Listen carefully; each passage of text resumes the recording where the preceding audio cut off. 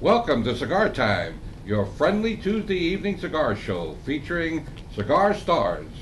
And our Cigar Stars today are Rob, John, Paul, Ringo. Mike, Scritta. Hot tea. What happened to Scritta. Ringo? Scritta. What's That's an old Scritta? email address of his. And Scritta. nobody got to hear me say hot tea. Thank you. Okay, well Hot today tea. we're going to cover a number of things.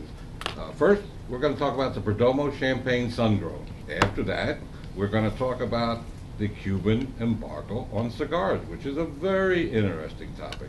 Then we're going to have Paul again, fresh from being in the field, tell us more about the art of cigars. Then we're going to have a final topic of what goes well with cigars in the way of food. Great topic. Okay, Yeah, you can tell from all of us. why don't we let Lucia tell us about our cigar today? Yes, our cigar today is the Perdomo Champagne Sun-Grown. The wrapper is a Nicaraguan Sun-Grown, and the binder and the filler is a Nicaraguan as well. So what does it make it, guys? A Nicaraguan Puro. That's right. The sizes are Churchill, Corona, Perfecto, Robusto, Toro, Torpedo, and my favorite, Gordo. The taste profile is rich, spicy, medium to full, nice body experience. Out of body experience. and Is that out of body. in or out? of body? In inner body experience. Well, On thank the you, tongue. thank you Wow. very much for Yeah. that Depends on where you exciting, put this. riveting commentary. You're welcome. Our first subject today is the Cuban embargo. How has it impacted cigars throughout the world for about the last 50-odd years? We're not Can we light our toasting. cigars Oh, first? Lighting and I toasting. forgot. The cutting and lighting ceremony. Remember, cut quickly. Cut quickly. Cut quickly. Quickly, Smoke, quickly cut. smoke quickly. I can't do it fast. Cut quickly, smoke Like, quickly. yeah. All we get to do is be on television Light and talk about cigars slowly. and light them and smoke You them. like My me God. slowly. Life is good. Just look at me slowly. I wish you all could be here enjoying this. Make her hot slowly. Is that what you're saying? We'd love to have you here. We've got Scratch and Sniff TV. We'd love to have you here. Tickets are available. Scratch and Sniff TV. They can smell the cigars. Better than that, winky. Somebody is making a scratch and sniff television, aren't they? Certain No. shows. Yes, I heard. Joke. You'll be able to smell the flavor. I don't know about that. But Well, I guess I'm gullible. I Can't do like- know that Google currently has the necessary technology To make smell-o-vision. to make smell-o-vision. Mm-hmm. Interesting. And there you heard it first. Google has and everything. Smell-o-vision. I don't want to smell anything that comes All right, off the embargo. television. The embargo. Well, Scott, since you brought it up, You can well, why say don't you it. talk about it to lead off? We're not allowed to have Cuban stuff. Oh, okay. Well, thank you. That was very enlightening, Scott. Yeah, Like, we people never knew always, that. Next people up. always call it the Cuban embargo, and it's not a Cuban embargo. It's an American American embargo embargo. on That's Cuba. Cuban good. Well, having traveled to this wonderful island many, many, many times, legally, I might add, I can tell you that the Cuban people to a T love America. It's strictly a government-to-government type of situation. Of course, It's a shame. I think I speak for all of us. We're about 180 degrees opposite of the communist totalitarian government in Cuba. But having said that, the people are just divine. And the cigars, in a lot of cases, are very, very good. Some years better than other years. But this is an embargo that should have been lifted a long time ago. It serves no great purpose. All it does is keep American ingenuity, infrastructure, and dollars out of an island of 12 million people that could certainly use it. The Europeans are taking advantage of it and building beautiful hotels, resort areas, and slowly but surely, a little bit of freedom is creeping into the island, more free enterprise is creeping into the island, but still, no cigars are legally reaching our shores. And unfortunately, a lot of cigars that people buy in this country thinking they're really Cuban are truly more like Dominicans for the most part. No fast rule of thumb, but if you smell the foot of the cigar, which is the part where you light it, if you smell the foot and it smells really nice and floral and everything, it's not Not a Cuban. Cuban. It's not Cuban.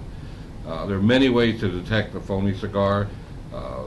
Comes in That- cellophane. Yeah, it comes in cellophane. Or a glass top Or a box. glass top humidor. Yeah. None of those exist in Cuba. Triple cap. Yeah, yeah. Most, not all. Some cheaper cigars, especially the machine-made cigars, Right. are not triple cap. Machine mains do come in cellophane. Cellophane, some of the lesser Yeah. brands, but generally the kind of brands that are foisted in this country as legitimate Cubans will have the triple cap, will not have cellophane on it. And you got to be a little leery and a little wary. The best way to detect the phony Cuban is to smoke it. I mean, if it doesn't smoke well, it burns unevenly, or the colors in the box are not quite the same color, size. It is easier to tell whether they're legitimate or not if you have a full box. There are other Yeah, markings on the box.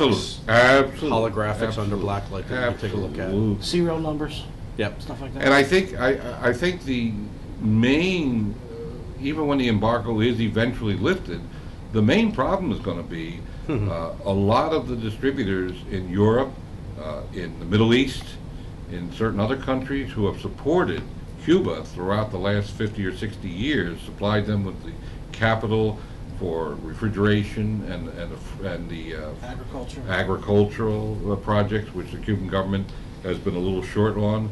They're not going to roll over and just say, "Hey, ship all the cigars to our Yankee brothers." They're not going to say that at I'm all. not going to give them up. The Cuban probably wouldn't do that either. No. So I think, especially since the Cuban, what they call an enterprise, the Cuban cigar enterprise is half owned by a French and Spanish Right. consortium called Altadis. It's a long way from getting Cuban cigars, even when the embargo is lifted. Well, there's a number of things. One is supply. I mean, the amount of cigars that are readily available made now, and the raw materials are going to have to grow a lot more tobacco to meet demand in the U.S. I mean, you've even got train rollers. You got to build molds. I mean, there's thousands of things that have to happen, and they haven't even gotten to the biggest issue. I think And some of them can't happen. No, can't. Right. They You can't you produce grow, enough. you can't grow enough Yeah. tobacco. Every time they try to get more than about 150 million premium cigars out of the ground, it just doesn't happen. Yeah. The quality goes down, the soil gets raped, and it just doesn't work. I think that happened a few years ago too. Yes, it's Was it happened quite a few times. 2008, I think. Yeah, they was tried to get extra plantings. And every time a bad hurricane goes over Oh, yeah. the northwestern part of the island, it's always bad. They've had blue mold problems Yeah, even they down get there. a visit from Yeah. the blue mold. So it's hard to visualize anything more than some tobacco being sold into maybe the Dominican or Nicaragua, where blended cigars are going to be made as opposed to pure Cuban. Except that consumers will be able, it will be legal, so that if Oh, they yeah. bring them in from Yeah. another Right, they'll country, bring them in correct. from other countries, you right? will be able to get them. But how much? What are they missing much? You know something? I don't think so. Yeah, back in the early 70s, before the original Sandinista revolution, the cigars of Nicaragua, and those of you who are old enough to remember the old Joya de Nicaraguas, they were overtaking Cuba. They were starting to make cigars that were better than Cuba. And of course, the Sandinistas retarded the growth of the Nicaraguan cigar business by 30 years. And I so love the way you say Nicaragua. I know, right? I was just listening. Am I saying it wrong? No. I thought I was saying it right. Very You are. right, I just yes. like the way My it rolls Nicaraguan off your friends tongue. say it that way. It rolls off your tongue. And if you think about it, some of the finest cigars that are sold in this country are Nicaragua. Oh, absolutely. So, yeah, I think... This one right here. Like the one we're smoking. Yeah, exactly. Right I think Pure. what'll happen, there'll be a short-term boom. I believe the Cubans will be well overpriced, very expensive. I mean, they're expensive throughout the world. They're really more expensive in this country. Two major companies, the two largest companies in America that sell premium cigars, own the rights The names. to all the names. Yep. Plus, one of the companies, Altadis, is the partner of Cuba Tobacco. So they're gonna have they would have a distinct advantage over the other large. Well, yeah, but things have to be settled before these brands can be sold in this country. This What may not be that easy. Yeah, what we're getting at is you can't just roll in and start selling a cigar called Punch or Hoyo de Monterrey, because those names are owned by another company. So General Cuba can't Cigars, just, yeah. Cohiba, Yeah. you can't just roll in and start selling that because for legal reasons. And I think that'll be one of the biggest hurdles, aside from all the other stuff that we mentioned. Yeah, I just don't see it for a long time. I don't see any quantity. The quality lately has not been the best. You know, guys bring in cigars purportedly to be real Cuban. We look at them. Half the time I think they really are phonies. Right. And even the ones that I think are You legit. can definitely tell But by even- bands. Yeah. I think- No, you can't tell by the bands at all. Yeah. No, they knock No, those the off counter- Oh, 100%. they stopped that a while ago? Yeah. Oh, okay. Yeah, the You know, I've been technology gone is for a while. The counterfeiters can go right to the band companies and buy get the the same right. band. Same They buy band, yeah. overlays. Yeah, that's true. And the dressing on the boxes and the holographs and all those things, I mean, that's all copyable. Some of the counterfeits are even Cuban tobacco. They're Oh, just yeah, not yeah, the cigar that they Right, purport to be. Absolutely. And I think a lot of Cubans come in places from like Spain and Gibraltar and Hong Kong, and you know, I've seen some of these boxes, and they're legit boxes, but the quality of the cigars, I mean, an old dear friend of mine who's in charge of the agrarian projects west of Havana, and also has France, Switzerland, and the Benelux countries as his sales territory. You know, I speak to him every once in a while, and he lets me know when the quality's good and the quality's bad. And the last few years, the quality has not been exactly stellar. Well, you've always told me there's two different makings too. You said Well, the yeah, city there's- factories and whatever. They will never admit this, but I've heard it from within the inner sanctum. There's Turista grade, which goes to the islands in places like Mexico and places like that throughout the world. And then there's the English market selection, which goes to like places like Spain and Switzerland and some of the higher, like Hong Kong, Saudi Arabia, Israel, and a lot of where there's concentrations of wealth or concentrations of discerning cigar smokers. They put the good stuff in there, and that's true. Even I have had real Cuban cigars. I can't say that they are better than like a Padron or even this cigar. I will say that they're different. They're different. Not. I can't say that they're not enjoyable, but I just don't see them being better. They're Cuban tobacco does have a different taste and a different flavor. If you notice, I won't say the only cigars, but if you notice, the Nicaraguan cigars have a very similar ash profile Yeah, that to the grayish- Cuban cigar. Right. They have that, charcoal, dirty ash, as I call it. I think Max had something to say. Yeah. Well, there are two things I'd like to say. One about Cuban cigars versus non-Cuban cigars, and that's very much like the wine industry in the United States in the early 20th century didn't compare with European. Not at all. Now it rivals anything coming out of France, and much can be said about the cigar industry, where you've got quality tobacco and quality cigar makers in the major countries now of Ecuador and Nicaragua and Honduras and of course the Dominican Republic, and they've become a lot more sophisticated in blending their tobaccos, and with the infinite variety of tobacco available now, you can get a unique taste that suits virtually any palate. Not to correct you for a minute, I don't think the first growth wineries in Bordeaux would concede that California or New York State Well, that's makes just a French. Bordeaux as good as France. That's just And- the French and The the people being that are French. now paying $600,000 a bottle for rare Bordeaux's would agree with you that you just Yeah. can't compare. No, I had that, and I still like the California. I limit myself to just one or two of those bottles a year. That's a little too rich for my taste. But my point is still that the quality of the product now is infinitely better than it was 150 years Oh, ago. yes, yeah. yes. What- So the what same it- thing is now true in the cigar industry. No, I agree. Yeah, I absolutely. agree. It I agree. pays to remember, however, that Cuba has a 500-year head start over all the other Yes. countries That's true. in learning everything there is to True. learn about That tobacco is and true. making cigars out of it. But when they had the embargo, or not the embargo, I'm sorry, but when Castro took over, he pushed a lot of that knowledge away from Cuba. Sure. They all fled. A lot of Yes, them left. yes and they no. were younger, but Yes and no. The old masters, the Rabañas, there are a lot of people down there Still that you there. never heard of Right. in this country. But believe it or not, yes, a lot of the household names in the American cigar business today, did flee the island, or their Correct. families fled the island, but a lot remained down there. A lot of people were tied to the soil, so to speak. Yeah. So they didn't miss too many beats. Would have been nice if some of the, the Padrones or the Fuentes or any number of others we could name. right. But believe me, Cuba is still the holy grail of cigars. And if they ever could get Yankee dollars down there, if this embargo were lifted and things would come a little easier to them in certain agricultural things like the refrigeration and the fermentation processes, they do things the old-fashioned way. There is a lot of agricultural shortcuts, and I don't mean shortcuts to quality, but shortcuts in the production steps that they could use Yankee technology and know-how, especially like on the agrarian side. So I think we can only help them make a better cigar once the embargo is lifted, and maybe get a better yield, or in turning over their crops and planting soybeans the proper way to get the tobacco mixed with the soybeans. I mean, there's a lot of ways to increase the yield and increase the quality that they're missing by not having us down there. Right. Okay. Did you say mixed tobacco and soybeans? Well, not at the same time. Turn the soil over. Turn the soil over. Yeah. I think are we covered enough, Cuba? Yes. We toured the whole island now? Yeah. Yes. If you want to travel, I can go on and on and on. I've been everywhere. in That's Cuba. okay. All right. Next show. Okay, let's move on.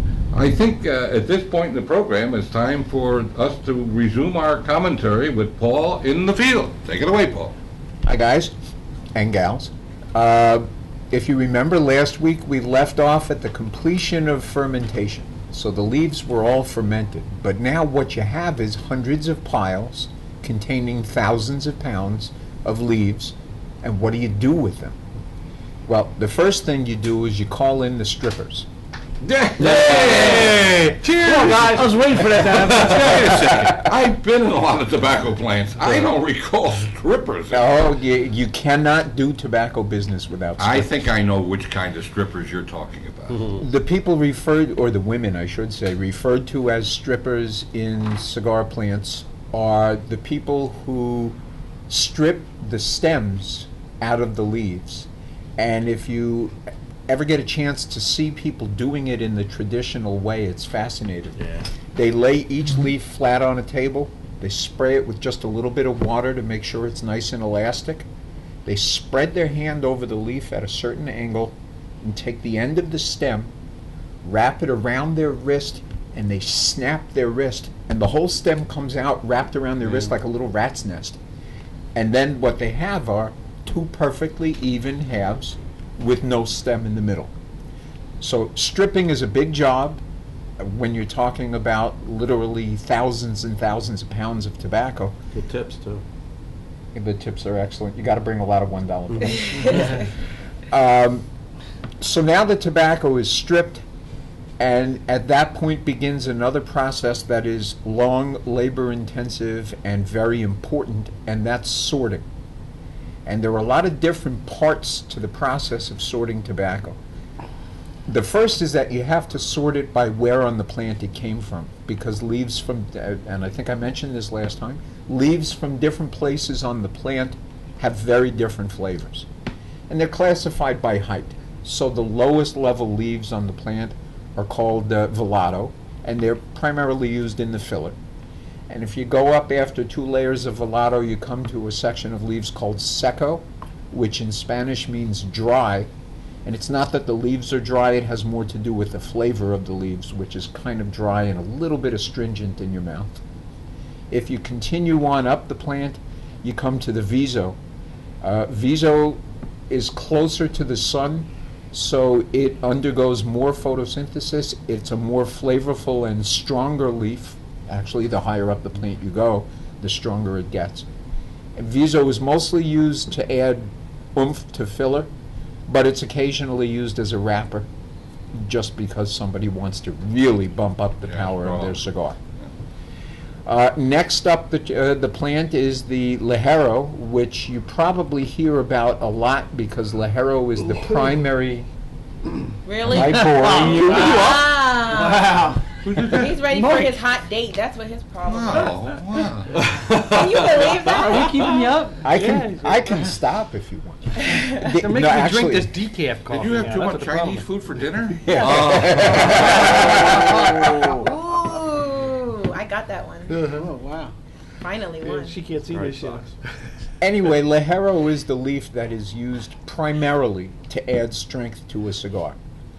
Depending on how it's fermented, ligero can add many different kinds of flavors, but they're all strong and intense. finally, at the very top of the plant, you have two more layers. One is called Corona. They're slightly smaller leaves. They're only used in filler, even though they have a lot of flavor.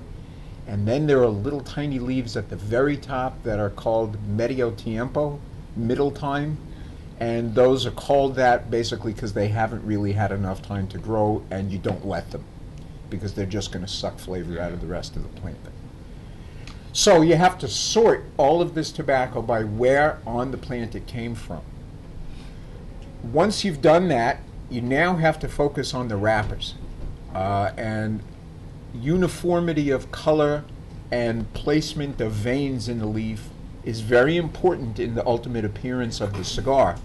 So sorting the leaf by color and vein placement is really crucial. Generally speaking, this is only done by women because, genetically speaking, women's eyes see color differentiation better than us guys do.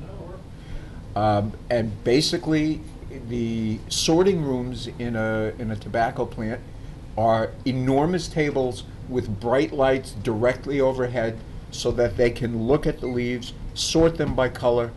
By the way, there are 7 different classifications of color of wrapper tobacco. Yeah.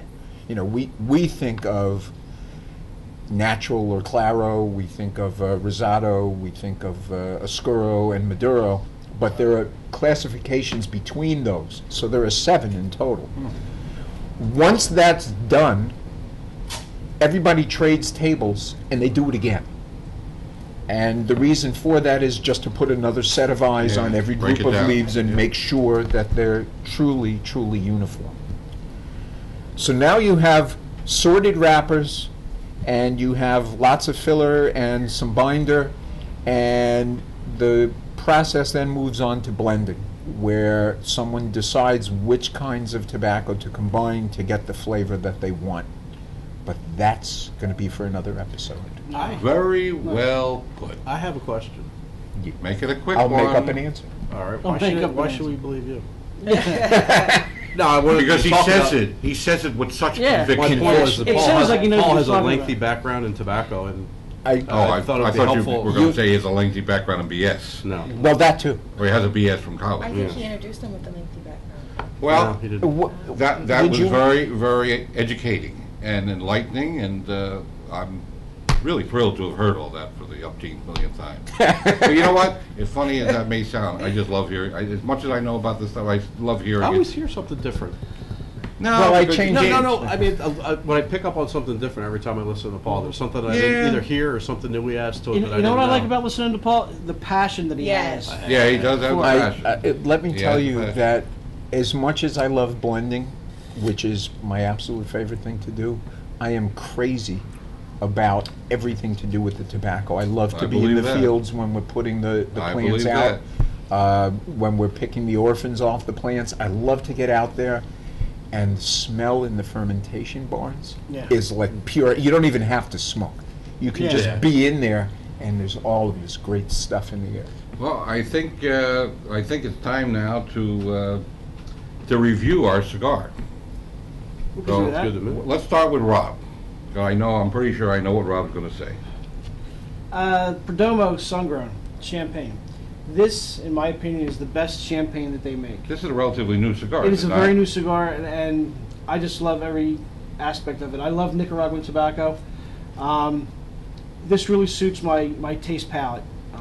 I could smoke this cigar every day. I think it's a fantastic cigar. That and Romeo, and you're in business. Yeah, that and this and Romeo's, yeah. John? All day long. I think it's a really well-made cigar. It's not my taste at all. I figured that. John? John. Paul? Paul. Ringo?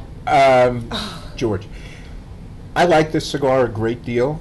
I find that the sun-grown wrapper was a tremendous addition to the line. Right. I like Yeah. the Connecticut. I like the bumped it up a Noir, lot. the Maduro, Yeah, but I bumped it think up. this is a step up, and Yeah. I like it.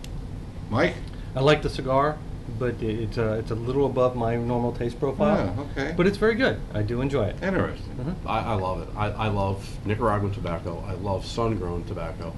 This is very flavorful. I agree with Rob. This is also my favorite in the champagne line. Very sweet. I got a very sweet taste to it. Yeah, me too. I agree. I'm tasting bits of vanilla in there, like something creamy. Yeah. Yeah. Nice, rich, creamy taste. Perdomo champagne is one of my favorites. I actually like the Connecticut better. I think Okay, because that the doesn't wrapper surprise makes me. it a little less spicy for me. Right. So with the sun grown, it's a little bit too much. But overall, I like the cigar, and I'm trying to not ash. Grow an ash. Yeah, so I'm gonna smoke this as long as I can. You before don't want to it make an falls. ash out of yourself. How you So like the band? we're gonna. Oh, and I love the band. The band is sexy. There you go. So there you go. Sex- everybody. Sexy The band. band, Sexy the band. band is back. Women's So- bodies for your man. So Sexy remember, men, band. this cigar, women will think the band is sexy. Yes. And my critique, pretty much along the lines, it's funny how knowing you all so well and also oh so long, in some cases too long, I kind of know in advance what you're going to say about the cigar before you say it. And although some of you commented that it was a little above the strength profile that you like, and I'm a little sensitive to that too as I get older and older and older. I find it a very enjoyable cigar. Yeah, Very nice tasty, has medium. a semi-sweet finish on the palate. I think it's an excellent cigar. So let's rate it. All right. Who wants to go first? I want to go first. Oh, because it's a sun grown, I'm gonna go 4.25. Very good. Scott? 4.6, and the more I smoke these, the more I like them, actually. They're getting better every time. Okay. The leg up on it. Mike? 3.75. Yeah, it doesn't shock me. A little too strong for him. Yeah, it doesn't shock me. It's a good cigar. I do enjoy it, but it's just You can't Too handle much it. for you. Yeah. Can't all be You fives. can't I handle have it. some bubblegum cigars. El Nice sweet Bubblo. finish on those. They have Yes. very sweet finish. They'll rot your teeth. Paul? 4.25. Thank you, Paul. 375.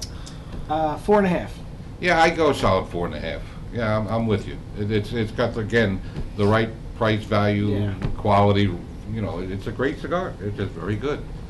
Is this going to be at the Big Ash Bash? This Am I cigar? going to be at the big? No, is Ash? this I plan cigar on- going to be? Yeah, absolutely. It was. It'll be Was. available. Yeah. Should we tell it people what the Big Ash No. The Big Bash Ash is? Bash was weeks ago. Yeah. They said Oh, weeks yeah, ago. right. Come on. The all Where are you time. at? He You been smokes at too coma? many He was cigars. in the fell fields. asleep. Today's I was the- out in the field. Today's the Yeah. 6th of November. No, it was the one. It was the when he woke up at 1 o'clock this morning, Yeah, I and then know. he smoked. He smoked the cigar with the wine and everything. I think it messed his stuff I think a little bit. I think you were thinking of the Little Ash Bash. Yeah. And he's Well, every day is a little Ash he's Bash. preparing for 2014 as well. Yeah, that's it. Let everybody know that we now have a sister business right down the road from our Horsham store. It's called Barbecue, BBQ. Where'd you get that name from? We sell chicken soup. Yeah. If you want some great barbecue, man, oh man alive, this is some very good stuff. I guarantee you. You don't like it? Come see me. I'll give your money back. This is great stuff. Wow. So if you know where the Horsham store is, a few doors down is Barbecue. Please try it out. You'll really like it. And for And- those of you who know Art, for him to give money back, Hey, I live for it. Well, the half hour has flown by so fast again. Wow. So I think it's time to say goodbye, Miss Tia. Bye bye for now. have a good evening, Delaware Valley. Have a nice evening. Smoke often and smoke happy. I gotta get a catchphrase. And remember, it's just been another beautiful day in paradise. Ciao, everybody. On behalf of all of us here at Cigar Cigars, we appreciate your patronage and just want to remind you again, our website is cccigars.com. That's CCigars.com. They let-